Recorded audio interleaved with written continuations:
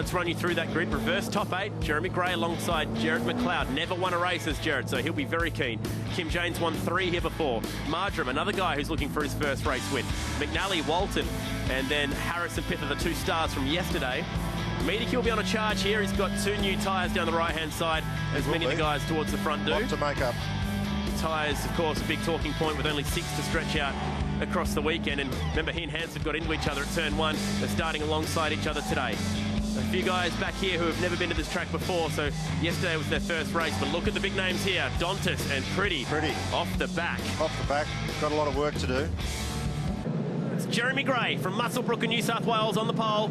Alongside him, Jared McLeod. Drop the hammer away we go. Nice McLeod gets the jump. McLeod. He's gone, mate. He's got to come across now and cover off. We've seen guys hang to the right-hand side. That's better. That's better. Get right across. I wouldn't be leaving anything open there. Oh, man, in the background, Cedars was... Who's sniffing down the inside here? It's going to get ugly. Oh, yeah, there it is. It's Walton into the side of McNally. McNally does a good job to actually hang on to that. And nobody out into the grass, which is an improvement on yesterday, although... Marjoram loose. Big moment there for Marjoram. Someone's going to clean up the arm side there.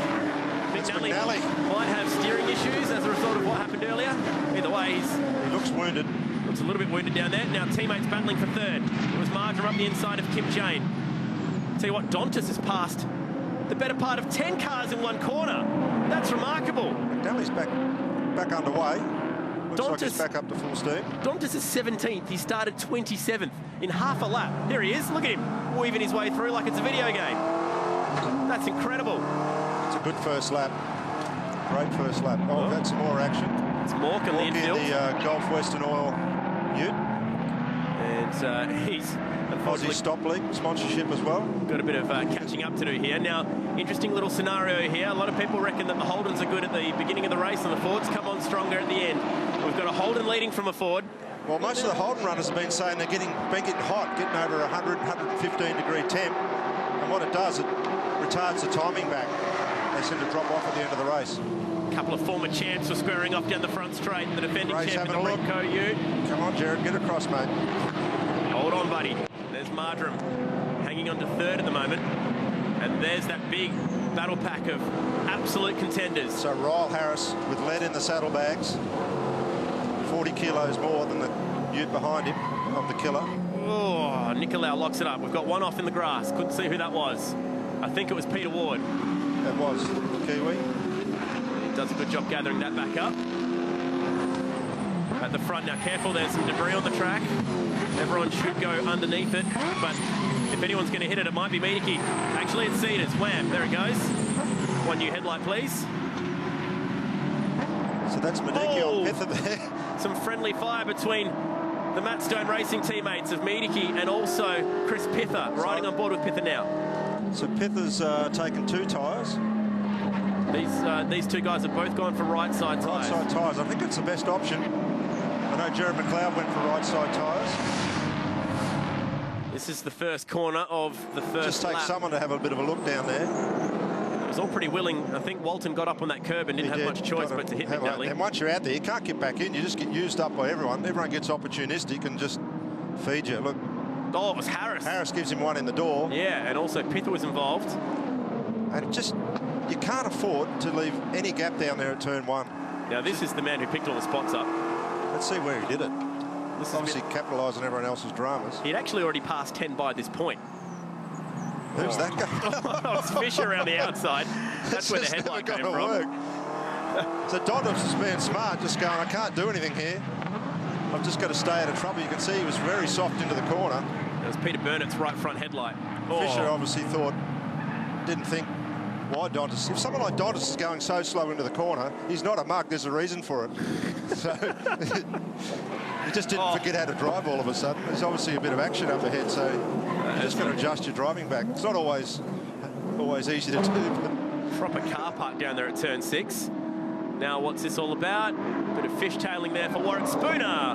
He's had a few goes at catching that and just moved the accident further down the road.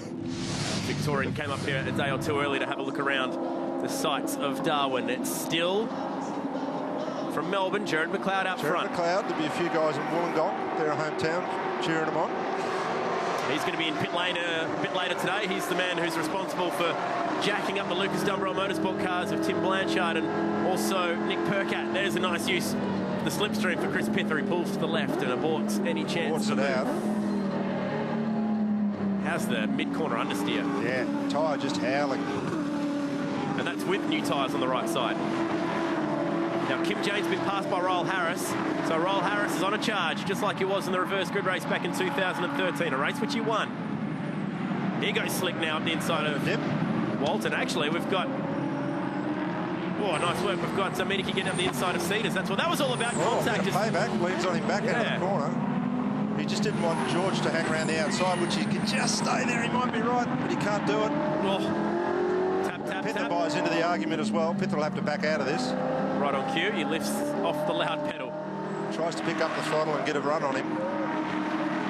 Now it's Walton's turn to try and pick off Kim Jane with a mass amount of understeer at turn 10 and 11. Yeah, the Ford's just got a lot better front grip here this weekend.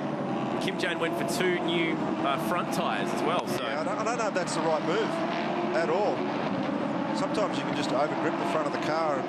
The right-hand side tyres are the main working side here, so I reckon right-hand side tyres are the option. He's going to go backwards at least one spot here. Cedars might have a shot as well. He's going to come from way back. He might try and pick up a couple. He's going to throw it in there. That is daring. Gets it done. And George Medicki having a look too. He's got an overlap. He fires it in there. Oh, Walton loses. Going to use him up on the exit. 3 spots, make that 4 in the space of 500 metres. Good racing. Good to see. It's good to see George get up and go in him, mate. Oh, Kim Jane pushing. He'll have the inside sit at turn 5. He's hanging on for grim death here at the moment. Are they going to lean on each other? Yeah, there'll be a return turn here from Chris too. Chris will know that he got one in the door, and he won't be scared to give him one back. He's got nothing to lose.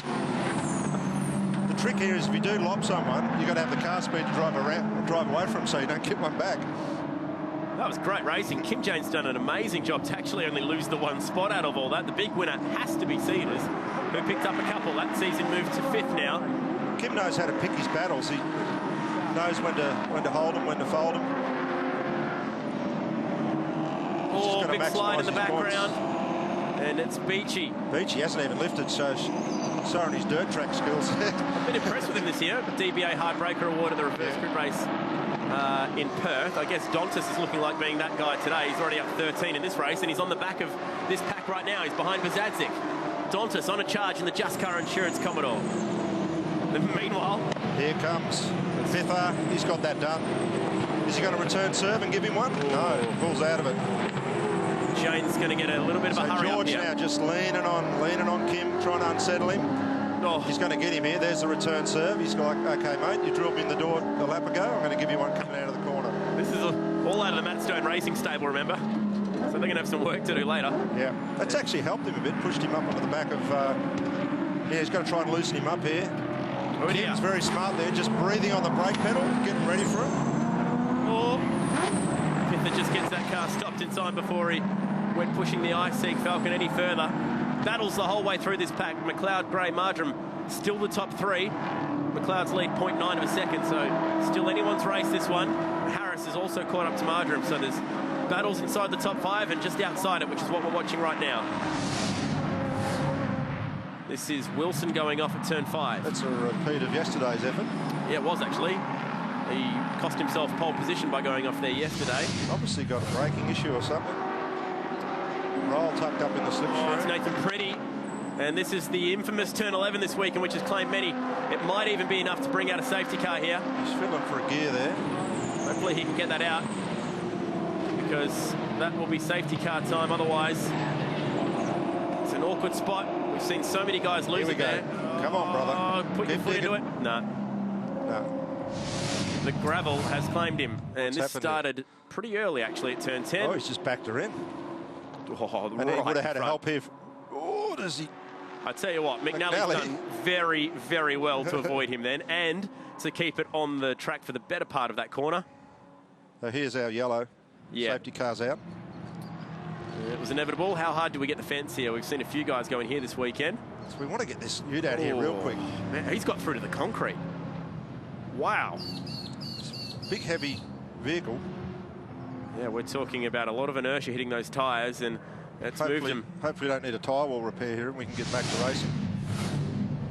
Well, he's out. He's out, so it should be a short stoppage all the same. Short stop. Let's get it going. Lexus safety car is waiting for the field on the front straight, but there'll be a few stragglers first, or just Pretty's car. Good to see him back running for Burbank Homes. And he gets his lap back. That's handy, actually, yeah. Good point. Is that the lucky dog? Here it is in real time. Good chance to look at the Burbank signage, and in we go. Tell you what, if you're a paying spectator down at turn 10, turn 11 this weekend, you've had your money's worth, because we've seen no shortage of that. McNally actually ran off quite wide in the end, but still did a pretty good job to bring that back on. Hard racing. And just tips it in and then loses the rear here on entry. Not much you can do. So he was missing in action in Perth, wasn't he, Nathan Pretty? Funding was an issue, but thankfully Burbank Homes have come on board to see him through for the rest of the year now. Definitely one of the most dynamic drivers that we have. McNally did a good job. He predicted where he was going to end up, and just showing his experience as well. Didn't panic, didn't jump on the brake. Jordan Skinner actually picked up 2 spots, courtesy of that staying out of trouble. The part-time musician, part-time race car driver, back in 17th.